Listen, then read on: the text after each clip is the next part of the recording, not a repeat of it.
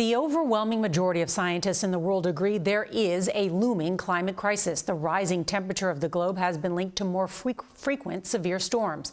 And that's why Bill Gates is now determined to get the world to take revolutionary change to save our warming planet. His new book is called How to Avoid a Climate Disaster. And we spoke with him earlier about just how big the challenge is. Most things we do physically involve emitting greenhouse gases. And so the scale of the change, it's bigger than anything humanity has done to date. You write in the book, the loss of life and economic misery caused by this pandemic are on par with what will happen regularly if we do not eliminate the world's carbon emissions. You mean 500,000 Americans dead regularly if we don't deal with this climate disaster? That's right. The death toll would be even worse near the equator, and the unrest, would be global in nature.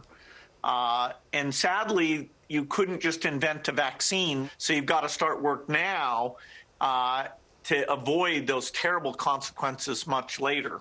Fossil fuels are cheap, and I know you want to move towards eliminating them. What happens to the 2.8 million Americans that are working in the oil and gas industry?